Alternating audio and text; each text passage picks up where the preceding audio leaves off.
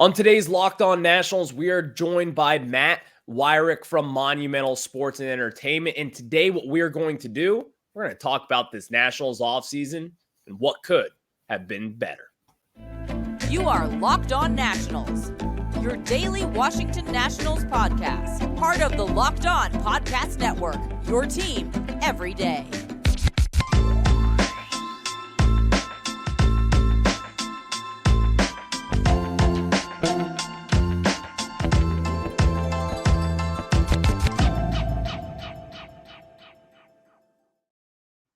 And thank you all for making Locked On Nationals your first listen every single day, as we are free and available wherever you get your podcast. I'm your host, Ryan Clary. You can catch me over on Twitter at RyanClary11 and as well as the show page at LO_Nationals. And while you're at it, make sure to search Locked On Nationals wherever you get your podcast and hit that subscriber button, including over on YouTube. And today's episode is brought to you by FanDuel. Make every moment more right now. New customers get $150 in bonus bets with any winning $5 moneyline bet. That's $150 if your team wins. Visit FanDuel.com/lockedon to get started. And let's jump right into today's show as we are joined by Matt Weyrich from Monumental Sports and Entertainment. Covers the Washington Capitals right now for them, but he is a very, very big into the national scene. Used to cover them back in the day. Matt, how we doing, my friend?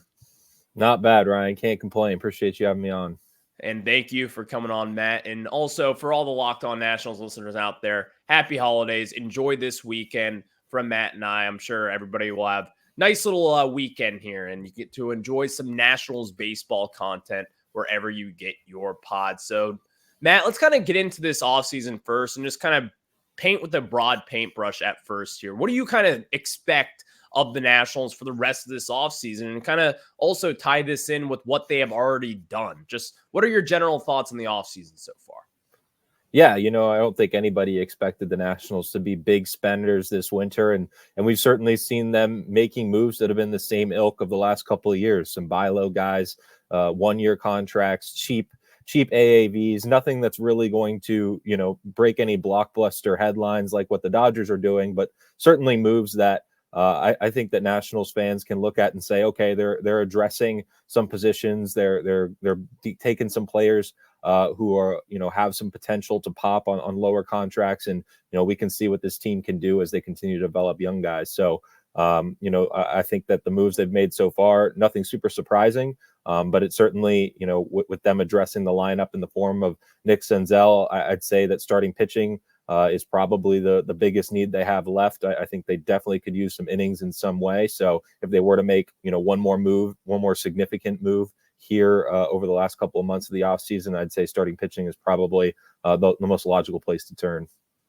Yeah, with the moves that the Nationals have made, like, adding Nick Senzel, it's sure looking like he's going to be the third baseman for the Nationals in 2024, or maybe until Brady House comes up at some point this season. And also on the other hand, with it, Dylan Floro, relief pitcher, someone who's actually been, I'll just kind of lead with this. I think Dylan Floro was probably my favorite signing between the few guys that we have gotten this year. But the signing so far, I mean, this is what the Nationals have to do.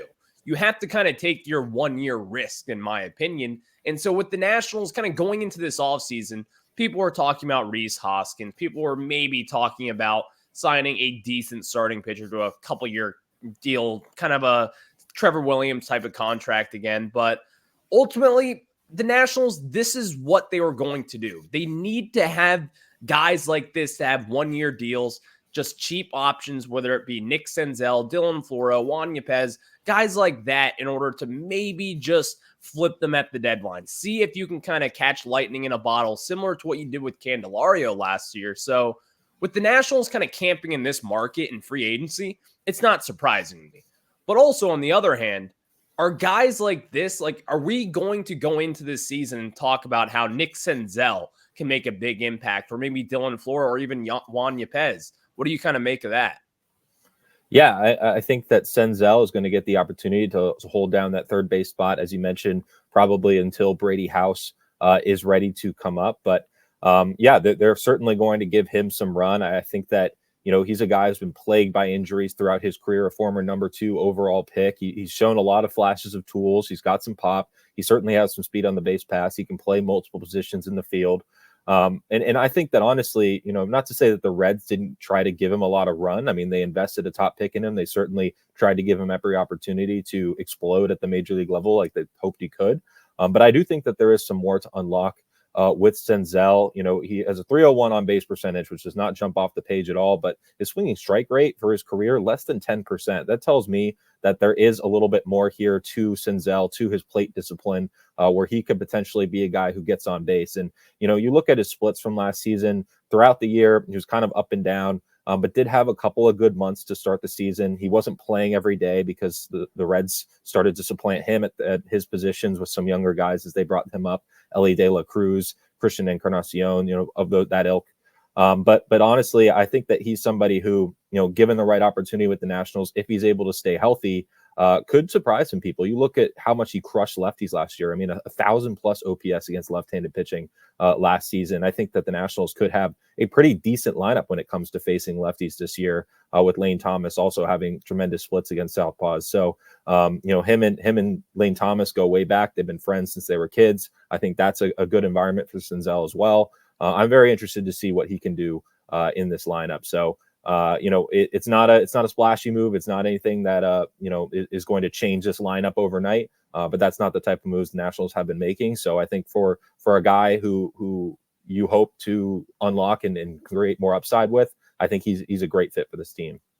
I think Dylan Floro is going to be, again, probably the more impactful signing of these three. But we're going to discuss Nick Senzel a little bit later on here, as well as, could he have a Jeimer Candelario type of production in 2024? We'll answer that a little later in today's show. But going with Juan Yepez, this was a very intriguing signing, in my opinion. Someone who is kind of fits in that Stone Garrett category, where he's gotten up to the majors before. He's had a little bit of success in the majors, but with the Cardinals and similar to Stone over with Arizona, there's just no real roster fit right now for him on that major league roster. So now the Nationals get to pick him up, and looking at his numbers, this is someone who, again, has hit minor league pitching basically at every single level that he's been at. It's just ultimately come down to a lack of opportunities up in the big leagues, and eventually they just had to cut bait this offseason. What do you kind of expect with Yepez and kind of what the Nationals could be getting with a potential starting first baseman? Yeah, I mean, the Nationals have certainly had a gaping hole at first base really since Ryan Zimmerman retired. And, I wouldn't say that Yepez is going to jump right in as the solution. We know that Joey Meneses is going to be an option at first base. He was apparently playing through an injury last year. So now that he's fully healthy, they might be more willing to play him in the field more often than they did last season when he was primarily a DH. So Yepez is certainly going to be in the mix. I think that, he's shown a penchant for coming through in big moments, notably for the Cardinals, a pinch hit go-ahead home run in the wild card series 2 seasons ago. So, he's certainly had his moments with the Cardinals, and you talk to any Cardinals fans, they were sad to see him go. I think he was quickly a fan favorite in St. Louis. So I would not be surprised if the same happens in DC, but he's not going to have any opportunities handed to him. He's going to have to earn his way, probably with the strong spring training, being that it is a minor league signing. So we'll see if he's able to carve out a roster spot and perhaps, be a player that the Nationals can turn to, whether it be, on a semi-daily basis or more often than that, if he can continue to show out. Because I'm going into this season, I just have a hard time believing at this moment that Joey Meneses is going to be the opening day first baseman. I don't know what it is about that, to be honest with you. But going into this season, if Joey Meneses were to be your starting first baseman, I truly think that we'd be in a little bit of trouble. It's not to say that I don't like Joey Meneses. I think Joey Meneses' bat is good enough to be a DH to start the year, but we've seen his defense over there. And I know he was hurt over the last year in 2023. He had a knee injury that he was dealing with. But back in 2022, when he was playing first base in August and September, it wasn't all too pretty. I don't really want this young pitching staff who could consist of Mackenzie Gore, Josiah Gray, Cade Cavalli, maybe Jackson Rutledge, and Jake Irvin. And you're going to have, maybe not the best first baseman over there. And we saw the value that Dominic Smith brought over there this last year. So would you feel comfortable with kind of sticking Joey Meneses over there, even over a Yepez type, or maybe name that free agent the Nationals could go after this offseason? Yeah, I mean, I wouldn't say that putting Meneses at first base is any kind of long-term solution. Even if he is the opening day first baseman, I would not expect him to be that player all season, whether that be because Yepez is getting a shot to play first base, whether it be they kind of rotate guys through, or whether it be Yohandy Morales, who had a nice finish to last season, moves over to first base and is able to carve a spot in the majors by staying hot there in the minor leagues. So, I think it's a fluid situation at first base. It's something where I think the Nationals are actually playing the position smart when it comes to a rebuild. It's not a position that you anchor right away, right? This is a position that you kind of leave open. You try to get guys up the middle, shortstop, second baseman, outfield. And then as players start to break into the majors and maybe show what their defensive limitations truly are, you can make the decisions to move them out to the corners. And that, I'm not saying that's going to be the case with Brady House or James Wood or anything like that, but certainly it's something that you want to leave open in case that happens. And if all these guys turn out to be great fielders, okay, great. You can go and sign a first baseman in free agency. That's where offense comes the cheapest. So I would not be surprised to see them do that here in the next couple of years. But as far as this season goes, I think it's very fluid right now. Yepez should get an opportunity to earn some significant playing time, but it's going to be on him to supplant Meneses rather than the other way around for sure. Fair point there. And thank you all for making Locked On Nationals your first listen every single day, as we are free and available wherever you get your podcast. And a little bit of the flashier signing, Matt, this offseason was Nick Senzel. We kind of talked about that a little bit here in that first segment, but can Nick Senzel kind of have that Jeimer Candelario effect that Candyman had over in 2023 with the Nationals? Can they get that kind of production or something similar from Nick Senzel? We'll answer that after I tell you guys about our friends over at FanDuel. And guys, as the weather gets colder, the NFL offers stay hot on FanDuel. Right now, new customers get $150 in bonus bets with any winning $5 moneyline bet. That's $150 if your team wins. And if you've been thinking about joining FanDuel, there's no better time to get in on the action because the app is so easy to use. There's a wide range of betting options, including spreads, player props, over-unders,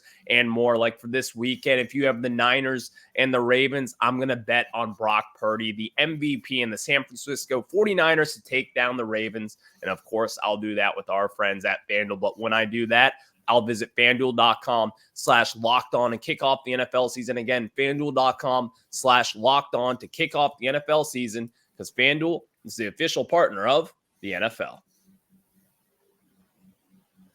Now we get back into it with Matt Weyrich from Monumental Sports and Entertainment. Matt, the big hard-hitting question for today's show, in my opinion, is that can Nick Senzel have a Jeimer Candelario type effect? Can he have this kind of bounce back that we had with Candelario over 2023, trade him for a decent prospect with DJ Hurst and Kevin Madej? Do you kind of see that happening at all here? I certainly think it's within, the realm of possibility here. An important distinction between Candelario and Senzel is Candelario had done it before. He had a 30-homer season with the Detroit Tigers prior to really falling off a cliff, being non-tendered and picked up by the Nationals. So the Nats in Senzel here are getting a player who hasn't really done it before, who's struggled at the major league level significantly and ultimately was supplanted by younger prospects, despite the fact that he's still well under 30. It's a different situation for sure, but I think there is a lot to like about Senzel's skill set. He's shown the ability to hit against lefties. At his best, he's a player who has 20/20 upside and plays really good defense at both third base and in the outfield. At his worst, I think he's still a platoon bat. I think he's somebody you can plug in as a utility player in a lot of different ways. So no, the sub 700 OPS for his career is not something that it should get anybody excited. But I think that when you look at a little bit deeper at his skill set, it's something that if the Nationals are able to, unlock, it is something that could be really exciting. Yeah, if they were to play the matchups and just say, listen, Nick Senzel, and when we have left-handed starting pitchers on the mound, you're going to be in that lineup. And ultimately, he could be giving you some solid production there, as you've kind of named it. That's really where he's kind of eaten everybody's lunch this year or over the last few years, is against that left-handed pitching. But when I go into this, like Nick Senzel just kind of gives me like Carter Kieboom vibes a little bit here. And I think it's kind of the easy, low-hanging fruit to say that. First-round pick, a lot of talent, a lot of hype around him coming out of the draft. Ultimately, they just both have not really done too much with their bat. Defensively as well, hasn't been all too great. I think that is kind of why at this moment I'm like a little turned off by the Nick Senzel move. Last year with Candelario, you kind of talked about it as well. I could buy into the fact of him bouncing back. Now, I will admit I was not buying into it this time last year, but he did bounce back. The Nationals got something nice in return, and ultimately Candelario got himself a nice little contract with the Reds this offseason. So I think I'm a little turned off by the fact that, one, he hasn't done this before up in the bigs, and two, you have all these prospects down in the majors who could be ready, who could have some impact this year, whether it be Trey Lipscomb, whether it's Brady House down the line, maybe later in this summer. You even have Yohandy Morales who could come up and make a decent size impact at some point. So I'm not necessarily banking on Senzel to have like this big monster season, but I do think that he could play a nice little role as a utility kind of guy going up against left-handed pitching and then ultimately maybe helping this team win a few more games this year. What do you think about that? Yeah, I mean, at the end of the day, this is a lottery ticket signing, and not all of these moves pan out. So, we saw with Jeter Downs is a guy that the Nationals brought in, who former top prospect and infielder who looked like he might get more opportunity than he actually did. But ultimately, the Nationals didn't see enough from him, even at the minor league level, to consider holding on to him this offseason. So there's definitely some risk involved, but it's low risk, not an expensive deal by any means. And he's, as you mentioned, playing a position where they have a lot of young talent coming up through the system. So it's not like he is, seen as any kind of extended answer at that position. He has to perform pretty much out of the gate. If he's going to want to hold down that job and prevent somebody younger from coming up and taking his position. I mean, he faced the same exact situation in Cincinnati. He wasn't able to do it there. So, the history says that he's getting an extra chance here, and he's got to make the most of it. And now with a different organization, Cincinnati was the only team he ever knew. Getting some fresh eyes at his scouting report, at his swing profile. We'll see if the Nationals are able to be that team that figures something out that the Reds weren't. And, I think there's been a lot of criticism in years past of the Nationals not being able to do that with certain players, but certainly they were able to do it with Candelario last year. So maybe they see something here in Senzel that the Reds just didn't. With Senzel now, that kind of leaves a big question mark about Carter Kieboom going forward, Matt. So what do you kind of make of his future with the Nationals and over at third base? What is there to do with Carter Kieboom at this moment? Yeah, it's certainly at third base. I think he's pretty much almost run out of time to secure any kind of starting job there. Now with Senzel, of course, but also Brady House coming up through the system pretty rapidly. I would expect that Kieboom's time at third base is probably limited at this point, where I think there might be an opportunity at second. I'm not fully convinced that Luis Garcia is the answer at second base. He's certainly had a lot of opportunity to gain that position, gain a foothold there and hold it down, and he hasn't been able to do it both offensively and defensively. Still a very young player, somebody who could certainly come into his own here as he continues to develop. But at the same time, if he gets off to a slow start this year, I would not be surprised if the Nationals try Kieboom at second base. Now, Kieboom's got to continue to hold his own as well. I have not seen him do it over an extended time. The thing about Kieboom is he'll come up and he'll have some huge swing, right? Go ahead home run in the ninth inning. Everybody's excited. Oh, Kieboom can do this. And then you look at his stats a week later and he's hitting 186. I mean, it's like, that's just kind of the roller coaster ride that Kieboom has been for these Nationals. And, don't get me wrong. I'd love to see him pan out for this team, but it's gotten to a point where, he has to wait for an opportunity. That the chances that were being given to him for the pedigree that he had have kind of run out at this point. When he first came back up this year after recovering from Tommy John surgery, I believe he hit 2 home runs in his first 3 games, I think. It was either Yankee Stadium or up in the Rogers Center, I believe. One of those two. And I remember people were talking in the comment section being like, is Kieboom back? No, it just hasn't been there consistently for him, unfortunately, this year. But mentioning him at second base, because I share the same sentiment about Luis Garcia as you. This guy has had the opportunities to take the position and run with it. He was the opening day starter there. There was no reason as to why he should have been sent down to AAA this year. But ultimately, when he had that massive slump in July, it was not looking good. Second base, his defense wasn't looking too polished as well. There were a lot of different things you can kind of nitpick with Luis Garcia that weren't too great. Mike Rizzo even going on the Sports Junkies and talking about how kind of they want to see him take those next steps in the big league process, kind of prepare a little bit better, get yourself back into shape. So those are all things that a lot of young players take a little time to deal with. But ultimately, I think Carter Kieboom, you're right. I don't see him over at third base really too much at all this year. I could see Trey Lipscomb kind of coming in, taking his position later on in this season.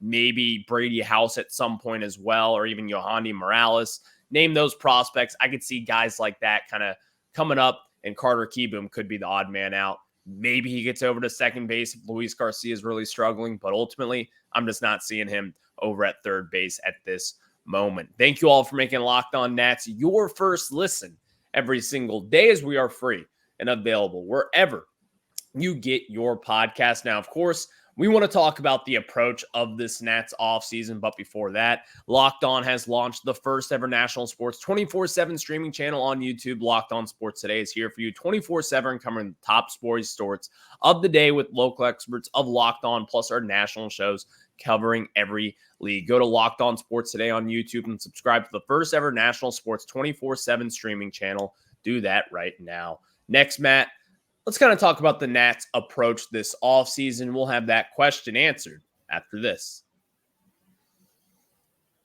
Thank you all for making Locked On Nats your first listen every single day, as we are free and available wherever you get your podcast. So, of course, Matt, we were kind of talking about this a little bit earlier in the show, but I don't really think many people were really expecting Rhys Hoskins this offseason. I know there's a lot of people who are maybe wishful thinking in that sense. I know I certainly kind of ate up the podcast numbers on that and said, can Rhys Hoskins be a Washington National? But ultimately, that was never going to be the case. And it certainly does not seem to be the case at this moment in time. Are you surprised at all by the Nationals' approach this offseason, Matt? Not surprised by the approach. I mean, I'm sure fans would like to see them spend a bit more. You know, you could get a Rhys Hoskins on a one-year deal where he's trying to prove himself and flip him for prospects, but you've got to be able to spend the money. And that's not something that the Nationals at this juncture have been willing to do, whether that be because of the contracts that they have for guys like Patrick Corbin, Steven Strasburg, and Max Scherzer, who they are all paying tens of millions of dollars to.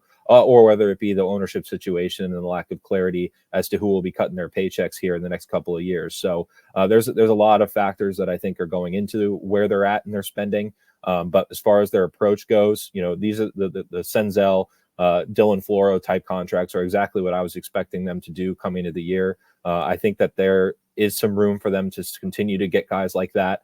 Certainly, you know, their payroll, if you take away the Strasburg and Corbin contracts, it would be one of the lowest in baseball. So they're not spending a ton of money here on pretty much the entire roster other than those two guys. So you'd like to see them invest a little bit more, even if it is on upside guys who, you know, aren't going to cost more than maybe $3, $4, $5 million, but could potentially provide a bigger return on investment.